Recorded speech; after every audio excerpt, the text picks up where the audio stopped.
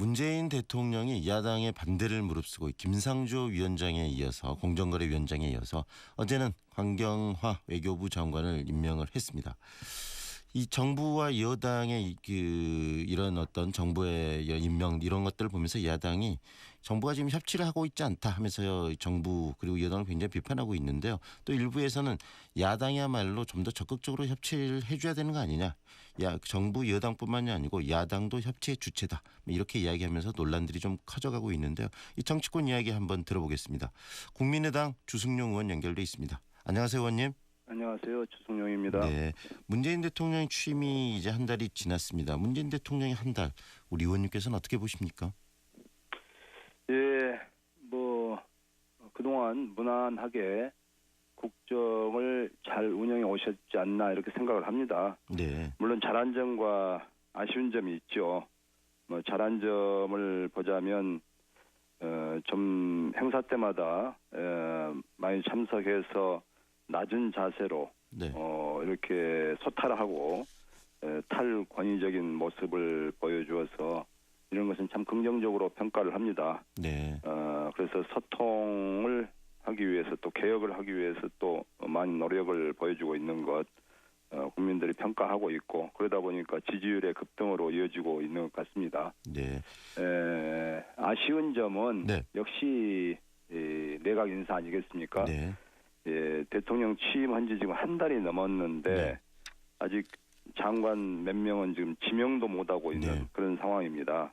그리고 문재인 대표 스스로가 인사는 만사다 하시면서 대표 시절에요. 예. 네. 앞으로 공직인사에서 이러이러한 사람은 배제하겠다. 그래서 네. 5대 공직인사 배제 원칙을 단호하게 지켜나가겠다 하면서 총리를 지명했고 네. 총리 때도 문제가 됐습니다마는 네.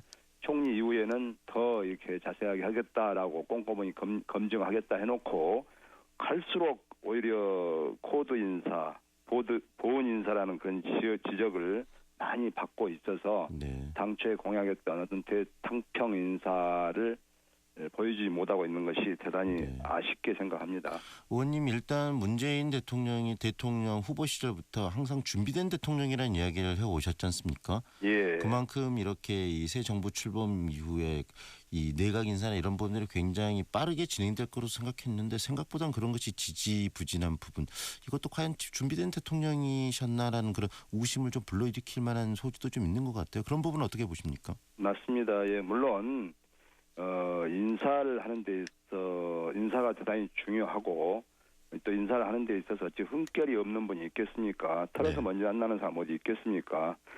그렇지만 저는 인사를 하는 데 있어서 자기 코드에 맞는 인사가 어느 정도 필요하다고 봅니다.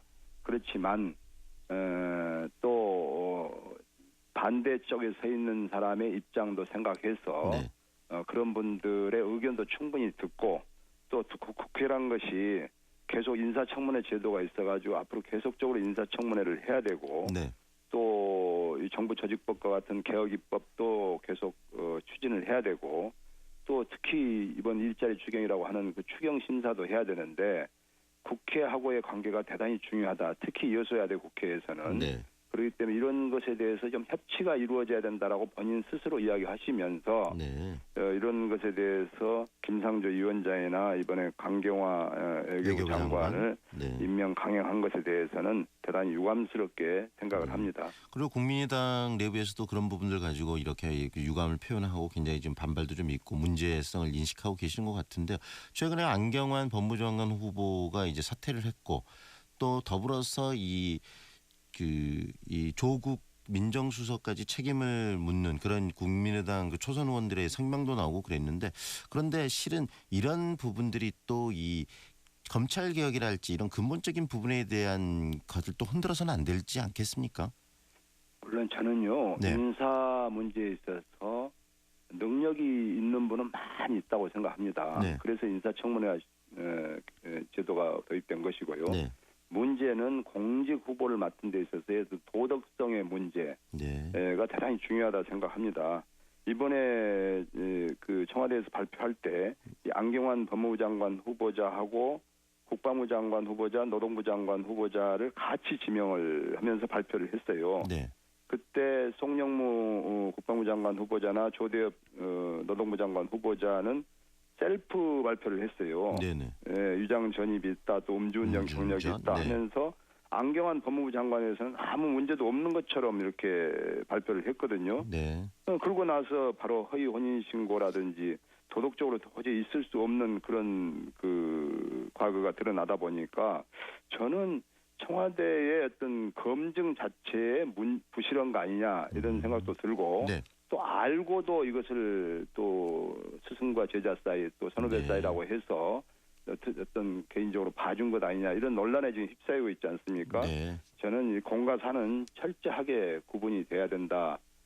그리고 지금 뭐 뒤늦게 이제 소위권 애완강 거치는 식으로 네. 뭐 인사추천위원회를 구성해서 이제 앞으로는 철저히 더 검증하겠다 합니다만은 이제 거의 다 지명이 되고 지금 3개 장관만 지금 아직 지명을 못 하고 있지 않습니까? 네. 그래서 이런 문제에 대해서는 앞으로 철저히 좀 검증을 해야 된다라고 생각하고 있습니다. 그러면 의원님께서 이번에 그 안경환 법무부 장관 후보에 대한 부실 검증에 대해서 이 조국 민정수석도 책임을 좀 져야 된다 이렇게 보시고 계시나요? 저희 당에서 초선 재선 의원들은 그렇게 이야기를 하고 있고요. 네. 저도 이것이 지금 청와대의 말과 안경환 후보자의 발언이 각각 다릅니다. 네. 그 다른 것을 어느 쪽이 맞느냐가 문제가 아니고 어찌됐든 모든 책임은 청와대에 있고 네. 민정수석에 있고 인사수석에 있는 겁니다. 그래서 이런 문제에 대해서는 저는 그 첫 인사 때부터 민정수석에 대한 신뢰도가 떨어졌다 네. 이렇게 생각하고 이에 대해서는 뭐 운영위에서도 지금 뭐 개최가 될지 안 될지는 모르겠습니다만은 철저하게 네. 인사는 만사니만큼 검증이 돼야 될 것이다 생각하고 있습니다. 검증이 돼야 된다는 이야기는 어떤 형태로든지 그 부실 검증, 이 장관 후보자에 대한 부실 검증에 대해서는 그 책임자가 책임을 지는 형태가 있어야 된다고 보시는 거네요. 그렇습니다. 예. 네. 그리고요, 지금 이야기되고 있는 게 정부가 굉장히 지금 뭐 문재인 정부가 지지율이 높은데 결국은 개혁, 앞으로 이 국정 개혁에 대해서 여러 가지 그 현안들에 대해서 강력하게 그것을 지금 드라이브를 걸고 추진할 것이라는 기대감 때문에 국민 지지율이 높다는 생각이 드는데요. 거기에 대해서 너무 과도하게 이 국민의당이 좀 발목 걸기를 하는 거 아니냐 이런 지적도 일부에서는 있더라고요. 그런 부분에 대해서는 어떤 생각을 가지시나요? 저희 국민의당은 개혁에 적극 동참하고 또 앞장설 것입니다. 정권 교체하고 나서 1년 이내에 모든 개혁은 완수해야 된다라고 생각합니다. 네. 저는 그래서 그런 면에 있어서는 문재인 정부가 지금 개혁을 빠른 시간 내에 이루어내기 위해서 검찰 개혁이라든지 재벌 개혁이라든지 이런 문제에 대해서는 지금 추진하고 있는 것에서는 적극 박수를 보내고 네. 있습니다. 거기는 또 적극 협조하겠습니다.